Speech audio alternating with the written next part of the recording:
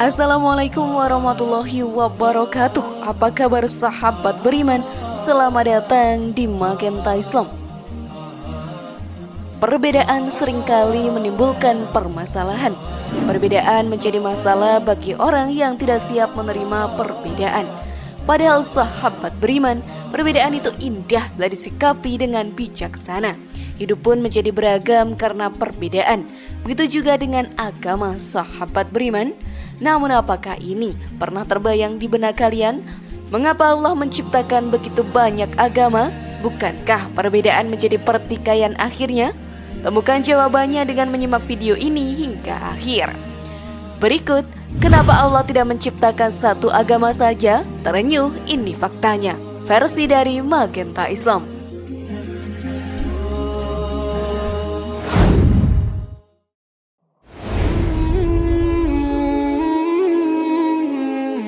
Kenapa Tuhan tidak memaksa umat manusia untuk masuk dalam satu agama saja? Kenapa banyak agama-agama di dunia padahal Tuhan hanya satu? Orang-orang ateis meragukan keberadaan Tuhan karena menurut mereka seharusnya agama hanya ada satu sebagai bukti adanya Tuhan yang Esa. Pasti ada dari kita yang berpikir demikian juga, bukan sahabat beriman? Mengapa agama begitu banyak? Bukankah akan menimbulkan banyak masalah dan pertikaian nantinya? Bukankah lebih baik satu agama saja? Maka segalanya akan baik-baik saja. Namun ternyata semua itu ada alasannya, sahabat beriman. Lalu apakah itu? Maka mari kita bahas lebih dalam. Namun sebelum lanjut, klik dulu tombol loncengnya supaya kita tetap bertebar syiar melalui channel ini. Mari berbagi pengetahuan dan ilmu yang bermanfaat. Amin ya robbal alamin.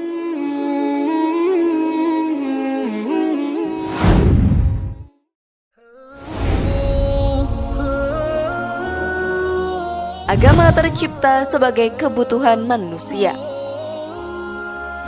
Banyak agama dan segala perbedaannya dalam hal furuk atau cabang tidak dapat menjadi dalil bahwa sosok yang menciptakan agama itu tidak ada. Agama dan hukumnya menjadi semacam resep bagi umat manusia.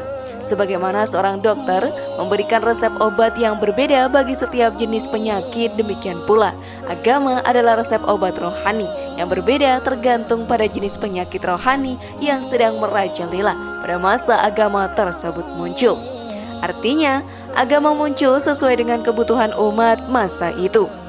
Karena kebutuhan akan ajaran agama berbeda-beda di setiap masa dan lokasinya, oleh karena itulah agama banyak jumlahnya. Namun ingat, perbedaan itu hanya terdapat dalam hal cabang agama atau furuk. Sedangkan esensi dan prinsip agama-agama samawi itu sama, yakni mengimani Tuhan yang Maha Esa. Saat Bani Israel jatuh lama dalam perbudakan yang membuat nyali mereka benar-benar jatuh dan menjadi penakut, maka syariat Taurat yang terkesan benar-benar mengistimewakan Bani Israel atas bangsa lainnya itu cocok saat itu. Hukum Taurat pun terkesan keras karena menekankan pembalasan bila dilihat dari kacamata dunia modern. Tapi bila kita lihat masa saat Taurat muncul, barulah kita menyadari bahwa Taurat sangat pas saat itu bagi kaum yang perlu digebrak rasa keberaniannya. Contohnya hukum berikut ini: nyawa ganti nyawa, mata ganti mata, gigi ganti gigi, tangan ganti tangan, kaki ganti kaki, lecur ganti lecur, luka ganti luka, bengkak ganti bengkak. Keluaran 21 halaman 23 hingga 25. Hukum Taurat tersebut pun dikutip di dalam Al-Quran, dan kami telah menetapkan hukum bagi mereka di dalam Taurat bahwa jiwa dibalas dengan jiwa, mata dengan mata, hidung dengan hidung, telinga dengan telinga, gigi dengan gigi, dan untuk luka ada balasan yang setimpal. Quran Surat Al-Ma'idah ayat 46. Hukum Taurat yang keras lama-kelamaan membuat diri Bani Israel benar-benar memiliki watak yang keras dan arogan. Maka muncullah agama lainnya. Bayangkan sahabat beriman, jika tidak ada agama lain yang muncul, maka kita akan menjadi manusia yang terus arogan dan merasa paling benar. Mereka begitu angkuh karena benar-benar merasa diistimewakan Tuhan dalam hukum Taurat. Mereka bangga karena disebut sebagai anak-anak Allah. Beginilah firman Tuhan, Israel ialah anakku, anakku yang sulung. Keluaran 4 halaman 22. 13 abad kemudian, saat jiwa dan watak yang keras merajalela, maka diutuslah Yesus alaihi salam atau Isa al-Masih yang menekankan sikap yang lembut, melayani orang lain, tidak melawan, kasih sayang, dan suka memaafkan. Injil yang beliau bawa sangat pas pada masa itu, mengingat zaman yang memang tengah membutuhkannya. Contohnya sabda Yesus berikut ini, "Kamu telah mendengar firman, mata ganti mata dan gigi ganti gigi. Tetapi aku berkata kepadamu, janganlah kamu melawan orang yang berbuat jahat kepadamu. Melainkan siapapun yang menampar pipi kamu, berilah juga kepadanya pipi kirimu." Injil Matius 5 halaman 38 hingga 39.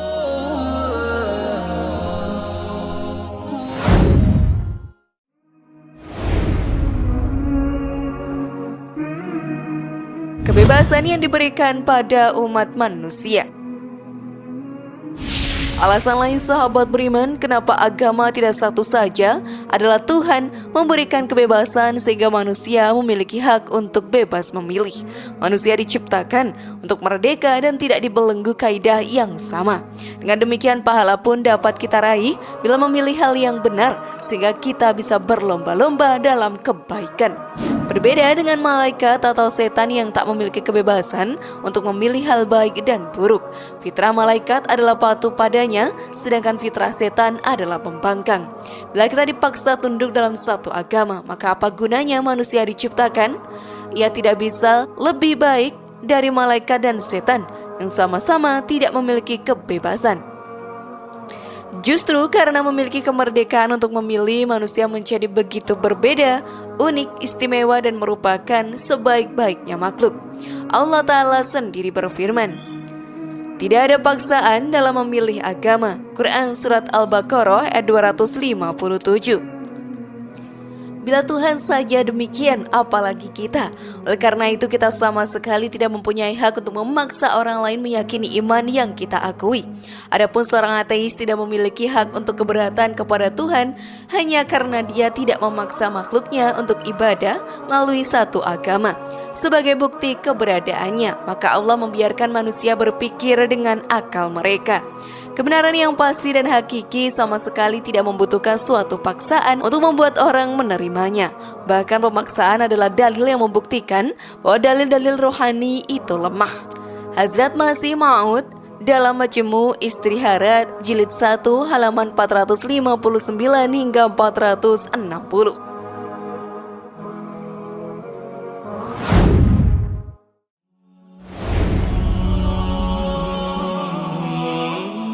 Semua agama mengajarkan ketauhidan. Sahabat beriman, Allah telah mengutus semua nabi untuk mengajarkan hanya untuk satu agama. Mulai dari Nabi Adam hingga Nabi Muhammad, semua datang dan Allah telah merahmati mereka. Seperti yang ada di dalam Al-Quran, jumlah nabi ternyata ada 124.000 yang telah diutus oleh Allah di muka bumi ini. Sebuah dalil menjelaskan bahwa pada setiap kaum akan didatangkan nabi kepada mereka. Semua nabi yang diutus oleh Allah datang untuk mengajarkan ketauhidan kepada Allah.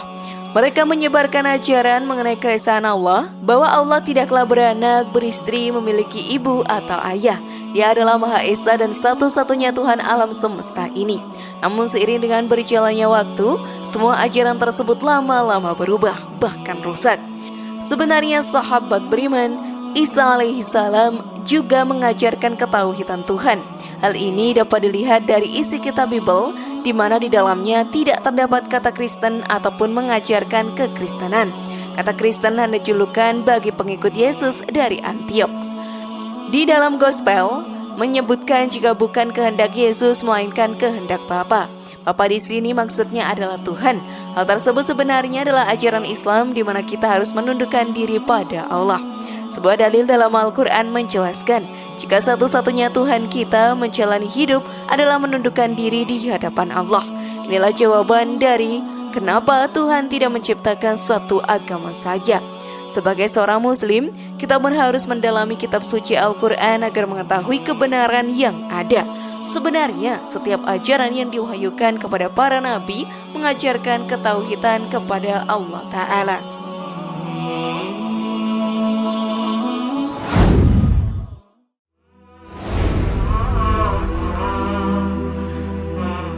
membuat semua orang saling terhubung dalam perbedaan. Saat berbagai keperluan dan sarana muncul, sehingga membuat hubungan internasional terjadi. Negara-negara dari berbagai pelosok dunia mulai terhubung dan menjalin kerjasama yang jauh lebih berkembang dari sebelumnya. Saat itulah dibutuhkan suatu resep rohani yang dapat diterima oleh segala kalangan dan juga bangsa. Resep yang pas bagi berbagai jenis penyakit dan pas diterapkan selama-lamanya. Maka muncullah Islam dan Al-Quran sebagai hukum syariat terakhir dan pas untuk selamanya. Adapun agama-agama sebelumnya pas untuk masa dan kaum tertentu saja. Pendek kata sahabat beriman, perbedaan dan banyaknya agama tidaklah dapat menjadi dalil bahwa agama-agama itu bersumber dari satu mata air. Apalagi menjadi dalil bahwa sumber mata air itu tidak ada. Bila kita perhatikan dengan seksama, usul atau prinsip agama-agama itu sama, yakni mengimani Tuhan yang Maha Esa. Ingat, perbedaan tersebut muncul jauh sebelum kepergian dan kewafatan utusan Tuhan yang mendirikan agama. Adapun perbedaan dalam hal furuk atau cabang agama seperti cara ibadah, cara ritual dan upacara menikah dan lain sebagainya adalah wajar karena menyesuaikan lokasi dan masa saat agama tersebut muncul. Luar biasa bukan sahabat beriman? Kita tak akan pernah mampu membayangkannya, bukan?